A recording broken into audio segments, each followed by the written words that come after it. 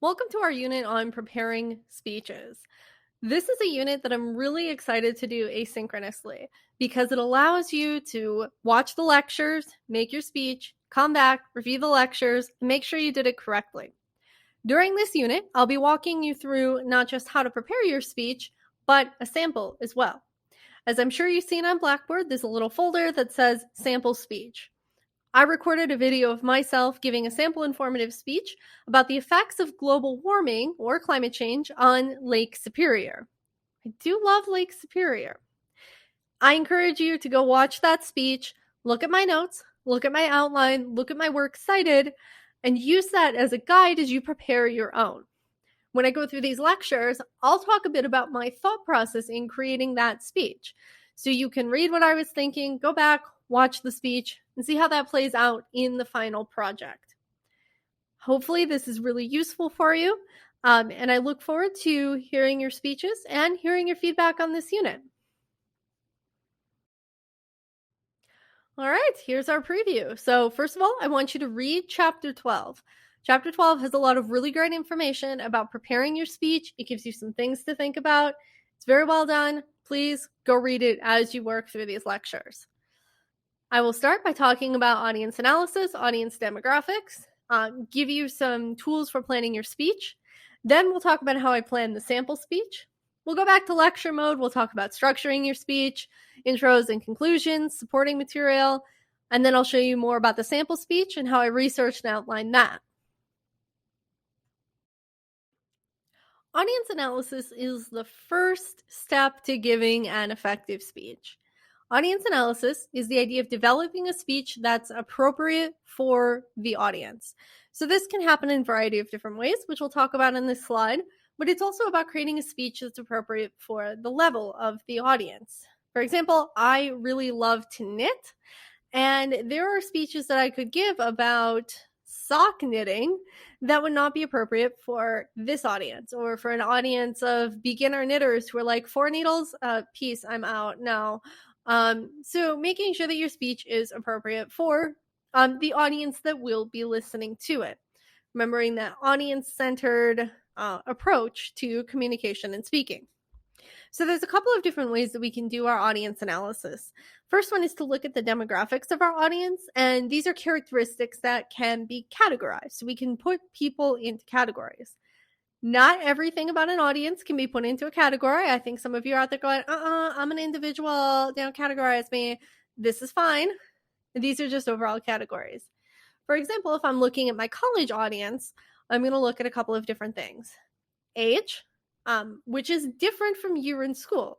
So some of you might be non-traditional students. We call non-traditional, and you are not 18 or 19, but it's your first year in school. Or I might have a group of students who are in their last year of school and they're like, please, I forgot my O-tag. Let me come back and pick that up. That's an important thing to know. Knowing what major or school people are in, if they're athletes, if they participate in other things, those are important college-related demographics. There's also demographics in the way that people identify themselves. So what gender are people? If they're queer or LGBT, what religion is your audience, or multiple religions or no religion, race, political affiliation. All of these things are ways that people identify that affect your demographics. And then there are a couple of other demographics that I like to consider. The first one might be socioeconomic status. So as our reading talked about, or our video talked about from week 2, that can play an effect on how an audience member might receive your message. Group membership could be another one. So when I was in college, I was on the speech and debate team. I know, big shocker, big reveal. And there were a lot of us on the speech and debate team. And knowing that you had a group of debaters in your class is very useful because debaters are kind of jerks. It's good to know. And then military service. So if a person has served or is actively serving or has been in the reserves, that might affect the way that you look at your audience, especially if you have a large military audience. The next thing you want to consider is the attitudes, beliefs, and values of your audience and of yourself. So we talked about self-reflection and being self-aware in our last unit. Hey, look, it's back. Attitudes are those things that are very close to the surface. Beliefs are something that's a more underlying conviction, and values really dig deep. So I'm giving my speech about climate change in Lake Superior. Some of the attitudes that I have, close to the surface, they're a little warmer, like the surface of Lake Superior. I like to play outside. There's my attitude. Beliefs are an underlying conviction. We need to be concerned about climate change. That's my belief. And then a value is my value of water, fresh water for every person on this planet is a human right. That's a value that I have that I bring into my speech. And then finally, you want to consider audience perception of the occasion. Is the audience happy to be there? Are they required to be there? Do they want to be there? Is it a sad occasion? Is it a happy occasion? Think about what they're thinking as they come into your speech. You also want to consider global events when you're thinking about audience perception of the occasion. Every speech that we give right now is just under the cloud of the COVID-19 pandemic. You can't necessarily give a speech without acknowledging that, because you're going to have a socially distanced audience. You're going to be in a mask or in a face shield or on WebEx or Zoom. That's going to affect the audience perception of the occasion, because whatever you say is going to be under that umbrella. Right, so let's talk about the actual process of getting down to business and giving our speech. Book defines it in 6 steps, and I'll walk you through those. So the first 2 steps that I want to talk about are choosing a topic and defining your purpose. So to start choosing a topic, and we'll talk about this when I talk about my own speech, just start making lists of things that you might want to talk about and then narrowing it down. But the first thing you have to do is choose what you're going to talk about. The second thing you want to do is define your purpose. So for this speech, we are here to inform. We are going to teach the audience something. You might also be there to persuade. So you want to move the audience to a new attitude or behavior. We'll do that later in the semester with our group persuasive speeches. Or you might want to entertain. So this could be going to a comedy show. You might want to commemorate an occasion. This might be a toast at a wedding. Why am I here? Why am I giving this speech? Once you have that established, we can move on to the next few steps.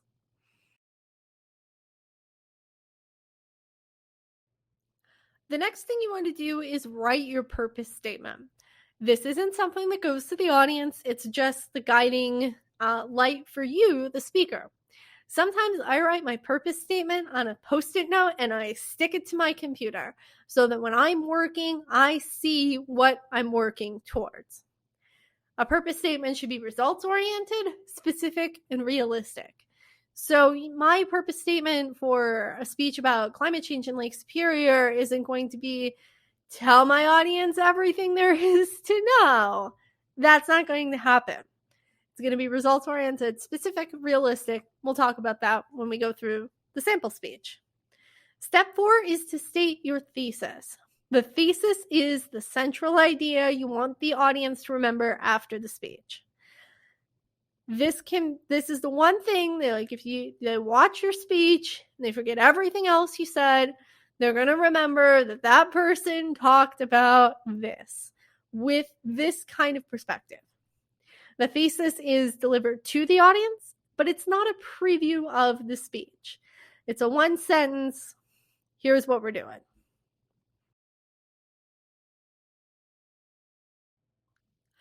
Now that we have all of our information, we know what we're going to write about, we know what our thesis is, we've got a purpose statement, we can go on to gathering information. So step 5 is to just start gathering information. So starting with that Google search of information, definitely using library resources such as books or journals, using news resources. You can go on LexisNexis. or Google News is also a really great way to surface news. Any other sources are going to help you really support the claims that you're making in your speech. Step 6 is to double check that information. So as you are looking through what you found, make sure that you're not falling victim to confirmation bias, where you're only looking for sources that reaffirm what you believe, and that you're not in some sort of filter bubble or social media echo chamber where everybody's just agree harder. I agree harder than you. Make sure that you're getting really good, reputable information from good news sources or peer-reviewed research.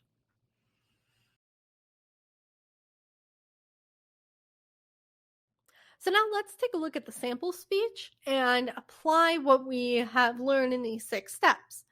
So I started by choosing a topic, and I listed a variety of things that I'm interested in, none of which will come as a surprise to you. Cats, knitting, voting rights, Lake Superior, kayaking, traveling a long time with one bag, and business operations. Ooh. So these are all of the types of things I'm thinking, maybe I'll write about that. But I decided that I really wanted to focus on Lake Superior, but that's still a really big topic. Also a very big lake. So I thought about narrowing it down. I thought about talking about kayaking on Lake Superior. And I decided not to do that topic because I didn't think that everybody would be particularly interested in it. Just because I like to kayak doesn't mean that everybody else really cares. And we might also have a variety of skill levels in the classroom. So if somebody's like, yep, I see kayak all the time, that person isn't going to get as much out of my speech as somebody who's maybe never seen a kayak before in their life. I thought about writing about the Apostle Islands National Lakeshore, which is part of the National Park Service, and it's off of the very northern tip of Wisconsin. It's their 50th anniversary, but I wanted to do something that was a little more impactful to me as a person, even though I do love the Apostle Islands National Lakeshore. I thought about shipwrecks, but I don't really know a lot about shipwrecks, so I wanted to skip that. Limnology is the study of lakes, and I don't really know that much about that either, so I didn't think I'd be particularly authoritative. I like the idea of conservation, so I kept that on my list. Shipping activity is interesting to me, with my interest in business operations, probably boring to everybody else. So I decided to settle on climate change, and I chose that for a couple of reasons. One, as an academic in my previous life, I did a lot of research about the rhetoric and communication that surrounds climate change. So I feel really confident in my ability to not just talk about Lake Superior, but talk about climate change as well. Second of all, it fits in with my beliefs and values. My beliefs that water is important, how much I value clean water, clean, safe, affordable water for every person. That's how I picked this topic. So start by brainstorming, pick one or two that you might be interested in, and then narrow them down.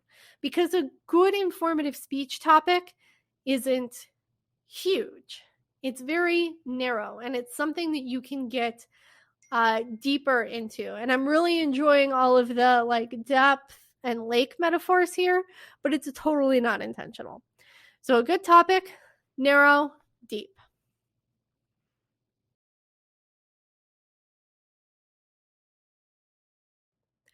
So then I sat down for my next few steps. I knew that my purpose was to inform because, well, I read the assignment sheet. And by read it, I mean that I wrote it.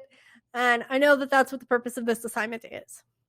I thought about my purpose statement, and I wanted to say, after my speech, my audience will understand the negative effects of climate change on Lake Superior and have an increased appreciation for the importance of the lake. I know that Lake Superior is pretty far away, might not be a place that you've ever been. You might not even have an interest in outdoor recreation. You might not want to go there ever. It's cold. It's far away. Why would I do that?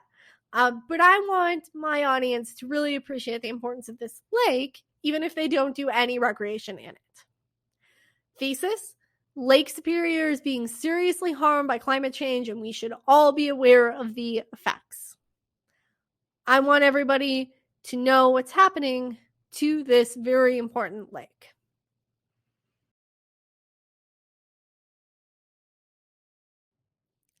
So then I started gathering information about climate change and Lake Superior. So the first thing I thought of was scientific studies. There's got to be some scientific research that's happening on Lake Superior. And I found some really great sources from the Journal of Limnology. Remember, limnology, study of lakes. Learned a new word today. And some other really good resources that show scientific models of Lake Superior warming. I also knew that I needed to emphasize the unique nature of Lake Superior. It is the biggest of the Great Lakes, and it's the furthest north. So it's a lot colder than the other lakes, and that plays into the different ways that it's affected by climate change. I also wanted to think about effects on local communities and the economy. So I didn't want to prioritize my love of outdoor recreation, but wanted to talk about how recreation and tourism plays into local economies around the lake. And I wanted to talk about how shipping is still a big piece of Lake Superior and how climate change can affect those shipping routes. And then finally, just to make sure that my sources were good, I wanted to watch out for climate change skeptics and sources that do not accept the scientific consensus on climate change.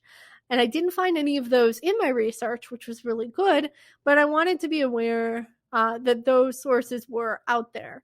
So as I was reading them, I would look at that credibility to make sure that they are in line with that well-established scientific consensus.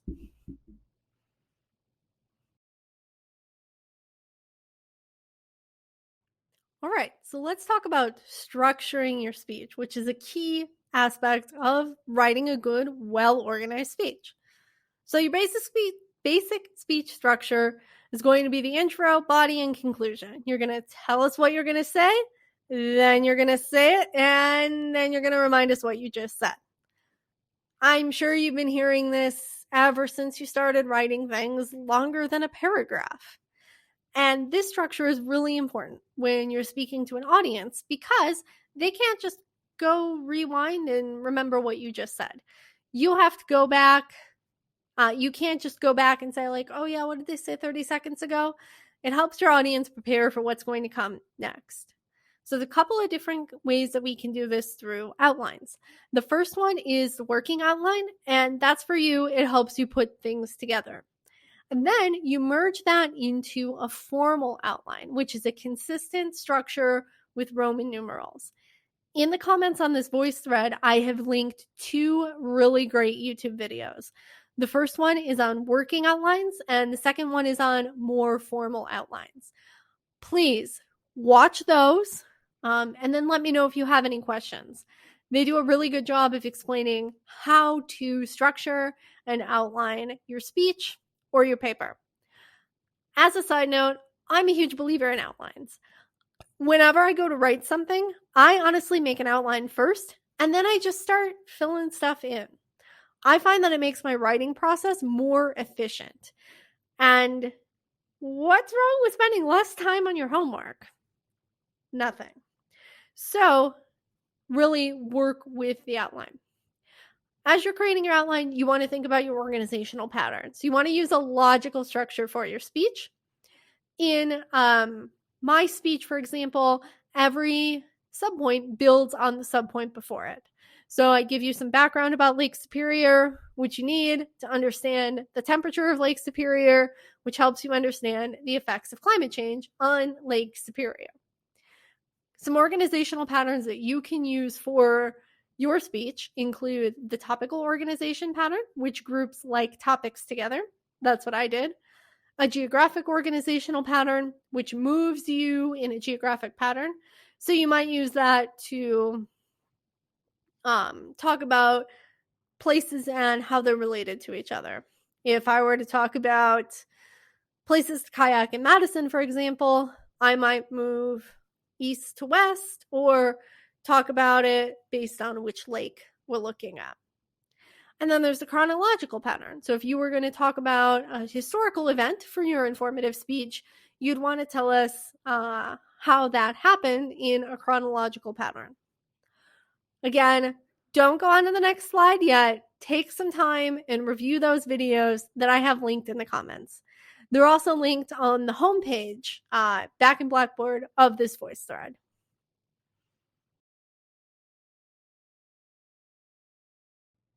The first part of your speech is the introduction. There are 5 components of the introduction, and I want you to hit all of them. If you go back and watch the sample speech, you'll notice that I hit them one by one by one. The first thing is the attention getter. It makes the audience pay attention. I'm sure you've talked about these in other classes, whether it's a speech class or an English class or other sort of writing class. It's that shocking fact or statistic or story or something like that that makes the audience pay attention. Your book has a really good list of them, so check that out. Relevance. Why the audience should care. So you're giving a speech to a general audience. I'm sure a lot of you, before coming into this class, didn't care about Lake Superior, and I wouldn't be surprised if some of you don't care too much about it right now. But make it clear how this relates to your audience. Reflect back on that audience analysis that you did way at the beginning of this lecture. Bring it home, make it relevant to your audience. Credibility. Tell us why you're credible on the topic. Try to think of something more clever than, I did a lot of research for my speech. And if you can't think of anything other than research, tell us why you care. As you get into speeches that really ask you about an area of expertise, that credibility statement will become a lot easier to write. Thesis statement, summarize the point of the speech, 1 sentence, nail it. And then the preview, list the main points of the speech and then transition to the body. So that preview line will kind of come in at the end. So that transition in the body will come in at the end of that preview. So you'll say, today we will talk about the effects of global warming on Lake Superior. We'll do boom, boom, and boom. First, let's talk about this. That preview gets you right into that next sentence.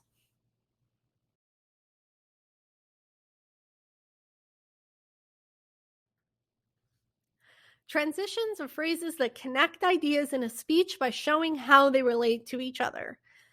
The most important thing I want you to know about transitions is that these are not throwaway sentences. Transitions are the heart of your speech, because what I want you to be able to do is show how an idea over here connects to an idea over here in your speech. So connect these ideas to each other. For example, in my speech about Lake Superior, I say, now that we've understood more about the lake, let's learn more about how it's warming. So I'm connecting these ideas that I've presented earlier in the speech, telling you about the lake, some facts, statistics about it, connecting that to why it's warming. And that's going to help you, the audience, learn something, making that connection. Transitions are something that you use between points. So finish one paragraph of your speech or a point, move on to the next one, transition between them, show us how they relate. You can also use transitions as an internal preview and a review. So if you look at my outline, you see that each point in each of my 3 main points has 2 subpoints. For example, when I'm talking about my first point, more information about Lake Superior, I say there are 2 important things you need to know about Lake Superior. It's big and it's cold.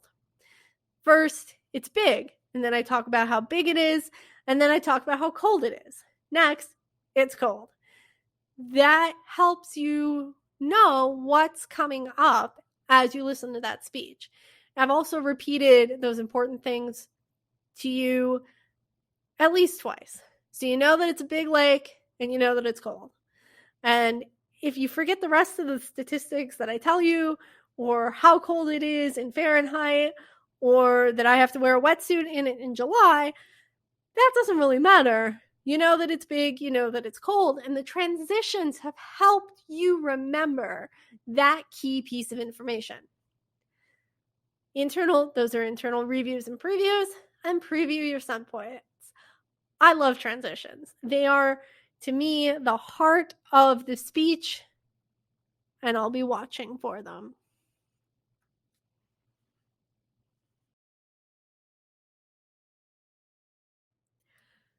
Finally, conclusions. See, that was a transition. When we have our conclusion, we want to transition to the conclusion. Find a way to say, okay, now that we've talked about this, this, and this, it's clear that whatever it is. So transition to that conclusion, just like you would transition into any main point. Then restate your thesis. Bring that idea home and end with a striking statement. One mistake that I hear from new speakers is what I call the circling the drain conclusion. They know that they've got to end with something like compelling and profound, but they just can't find it. So they circle the drain until they do. When you're preparing your speech, prepare that ending line. You can even write it out on your notes or on your note card, word for word. Make sure you know it. Make sure you know how to end, and leave us with that really awesome wow moment that connects everything that you've talked about in the past 5 to 7 minutes to each other, and brings it home.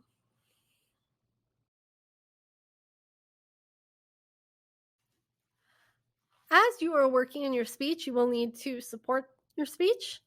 You're going to be talking about things that you know a lot about, but the informative speech is a research-based speech. So let's see your research. As you're doing your speech, you want to look at some supporting material. So we'll go through the definitions of all of these kinds of supporting materials. Your book has some really great examples of what they are. First one is a definition. So to define different words that you're talking about, especially if it's a word that your audience may not know. For example, I've used the word limnology a few times, study of lakes. I'm betting most of you didn't know that. Examples are really a good way to show the content that you're talking about in your speech. So give us an example of something that has happened. Examples can also be mixed in with other pieces of evidence as well. Statistics, useful. Share us some statistics. Every time that you share a statistic, though, you have to cite your source. So share statistics. Don't just read off a list of statistics. Put them in context. If you have a lot of statistics, it's probably better to use a graph or a chart as a visual aid. We'll talk about visual aids next week. So find your statistics, but hold that thought until next week. Then you have analogies and comparisons. So an analogy and a comparison are explaining how things are the same, or an analogy uses one situation to help explain another. An anecdote is a short story. So if I'm talking about, like, for example, I decided to do a speech on kayaking safety in Lake Superior instead of global climate change in Lake Superior. I might tell a story about a person who got into trouble kayaking on Lake Superior. And then finally, quotations and testimony.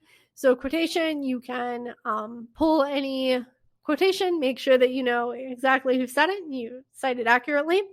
And then testimony is kind of that person's individual story about something that happened to them. You could even use a personal testimony if you wanted to. Examples of all of these supporting materials are in your textbook. And in the next slide, we'll talk about how you cite them.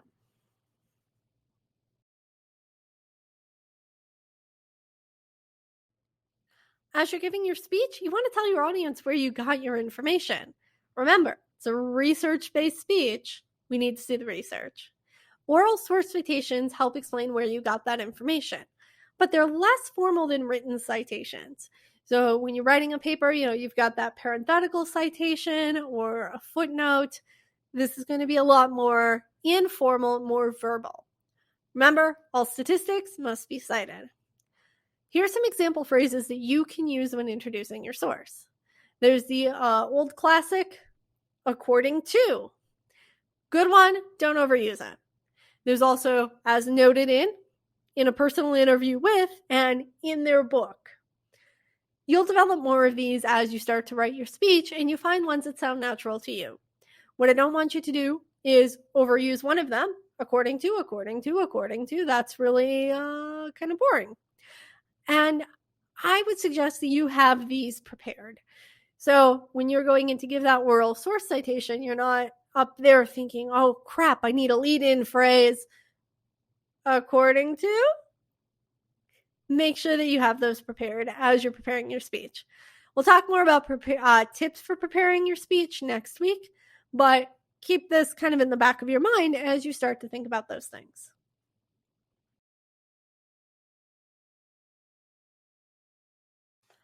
Finally, let's go back and check your understanding of all of the things we talked about. You can rewatch the sample speech as many times as you want. As you're doing so, see if you can identify these things. Elements of the introduction, transitions between points, previews of subpoints, elements of the conclusion, sources, and citations. Then think about how each of these elements helped you follow the speech. So what I don't want you to do is be like, oh yeah, hey, look, I saw a transition. That's good. Now think about how I use that transition to connect ideas together. Once you've identified that, think about how you can apply that to your own speech. So how you see it in practice here, you recognize it, you know what it looks like. How can I do that as I prepare my speech? This is a really great resource for you of things that you should check as you're preparing your speech. These are the types of things that you will be graded on. You have access to the rubric. You have access to the assignment sheet. You know what I'm looking for. Use it like a checklist. Make sure that you have all of these things, because as you're giving your speech, I'm going to look at your outline. I'm going to listen to you. I'm going to see, do you have it? Do you not? It's going to be a very yes, no, black and white kind of thing. These are the important skills that you need to build as a public speaker. Some of you might be sitting here thinking, oh God, this is the most boring cookie cutter speech ever. That's totally fine. You know, I kind of have that view too sometimes as I'm preparing a sample speech. But this is what I like to compare these speeches to a lab in a science class. When you're doing the lab in the science class, I remember we did one where we had to burn broccoli in high school and then weigh it before and after. You're not doing that lab to learn what happens to the broccoli. It smells bad. That's what you need to know. You're doing that lab to practice the scientific skills needed to move into higher level chemistry courses. You're practicing the lab skills, the measurement skills, the report writing skills that'll help that you will build on in later classes. That's what you're doing here as well. So you're taking this very simple formulaic speech, but you're building these skills. And as you start speaking more, you'll find yourself naturally thinking ahead. Okay, I'm speaking. I have to transition. I want to transition in this way because I want to connect this point with this point. When you start to build those skills more organically, that's when public speaking becomes fun. You can get rid of all of these guardrails and like, I have to give 3 points and an introduction and a conclusion. And as you start to watch some of the speakers that we watch on TED Talks and other videos, you'll see that they're doing a lot of the same things.